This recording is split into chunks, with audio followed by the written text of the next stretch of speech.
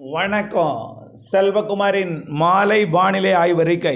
அதிகாரப்பூர்வ வானிலை அறிக்கைக்கு இந்திய வானிலை ஆராய்ச்சித்துறை அறிக்கையை பார்க்கவும். 2026 ஏப்ரல் 12 ஞாயிற்றுக்கிழமை மாலை நிலவர ஆய்வறிக்கை. கடந்த 24 மணி நேர மழைப்பொழிவை பொறுத்த வரைக்கும் அடையாமடை கன்னியாகுமரி மாவட்டம் 21 மில்லிமீட்டர் மழை பொழிந்திருக்கிறது. வெப்பநிலையை பொறுத்த வரைக்கும் 41 டிகிரி செல்சியஸ் வேலூரில் பதிவாயிருக்கு, 106 டிகிரி ஃபாரன்ஹீட்.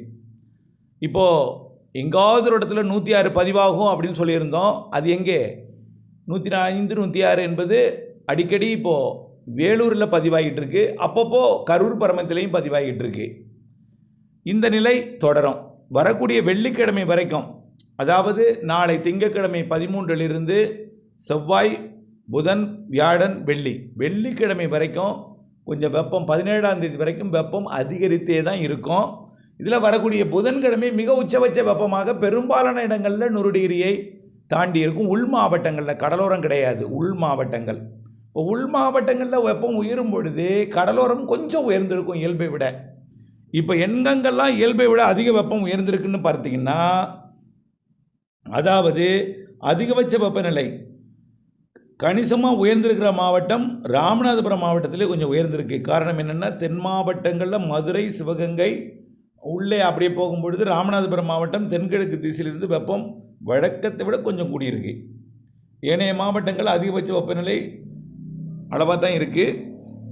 இயல்பை விட இன்னும் அதாவது ஒரு இயல்பை விட சற்று அதிகரித்திருக்கிற மாவட்டம் நீலகிரி, ஈரோடு, கன்னியாகுமரி, மதுரை, திருநெல்வேலி, ராமநாதபுரம், வேலூர் மாவட்டம் இதெல்லாம் அதிகரிச்சிருக்கு. இப்போ வரக்கூடிய புதன்கிழமை, அதாவது 15ஆம் தேதி, 13ஆம் தேதி திங்கட்கிழமை விட 14ஆம் தேதி வெப்பம் இன்னும் கொஞ்சம் அதிகரிச்சிருக்கும். 15ஆம் தேதி விட 16ஆம் தேதி இன்னும் கொஞ்சம் அதிகமாக இருக்கும். 13ஆம் தேதி திங்கட்கிழமை விட 14ஆம் தேதி செவ்வாய்க்கிழமை வெப்பம் அதிகரித்து காணப்படும். 14ஐ விட 15ஆம் தேதி புதன்கிழமை மிகவும் அதிகரித்து காணப்படும்.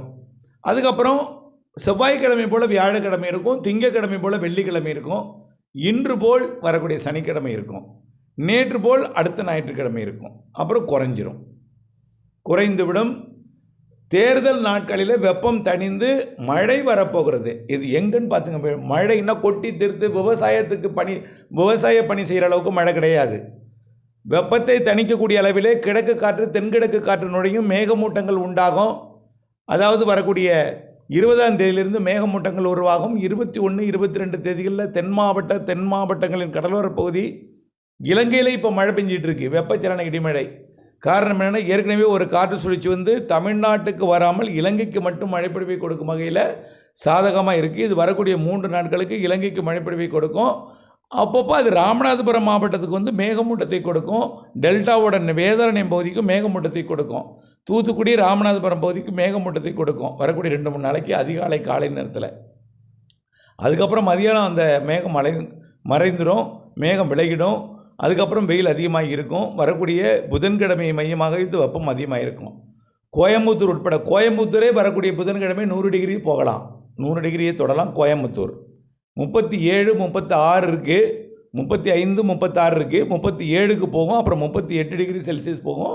38 100 டிகிரி ஃபாரன்ஹீட் கோயம்புத்தூரே புதன்கிழமை எட்டலாம். பொள்ளாச்சியெல்லாம் 100 டிகிரி அப்பப்போ எட்டுது. அந்த நாளில் 101, 102 கூட போகலாம். ஆகவே அச்சப்பட வேண்டாம். பெரிய அளவில் வெப்ப அலை அப்படின்லாம் நீங்கள் பெரிய அளவில் அச்சப்பட வேண்டாம். இந்த கோடை என்றாலே இதெல்லாம் இருக்கும். சூரியன் குத்துக்கதிர் விழக்கூடிய நாள் இது.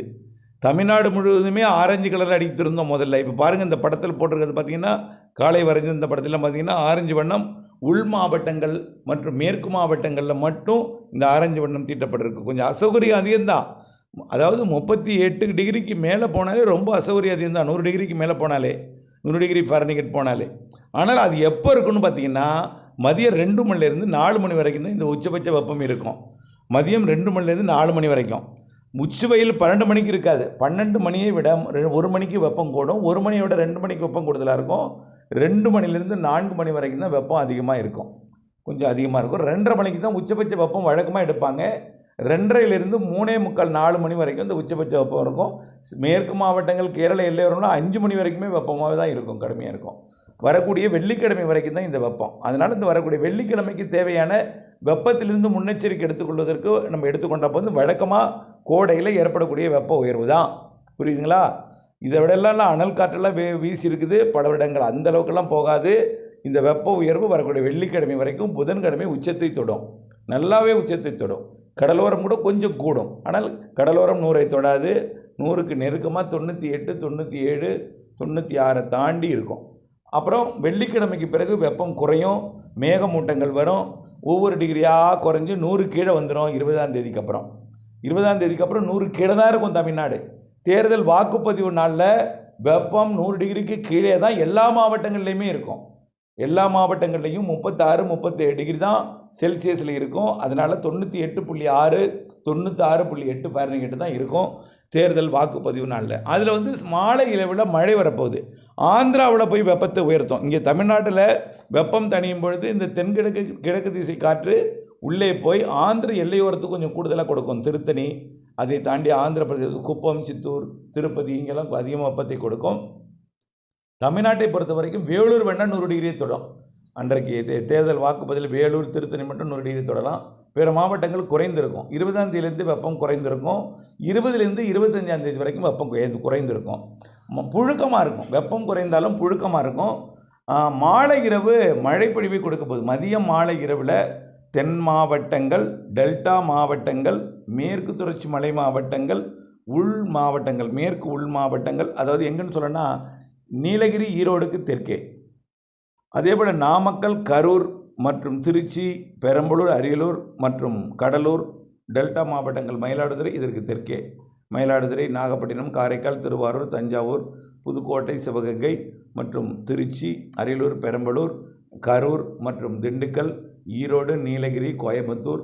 இது நான் சொல்கிறது வரக்கூடிய 20ஆம் தேதியிலேருந்து சொல்கிறேன். அதுக்கு முன்னாடி வெப்பம் அதிகமாக இருக்கும். புதன்கிழமை உச்சபட்ச வெப்பம் அனுபவிப்பீங்க. 13, 14 விட 15 வெப்பம் அதிகமாக இருக்கும்.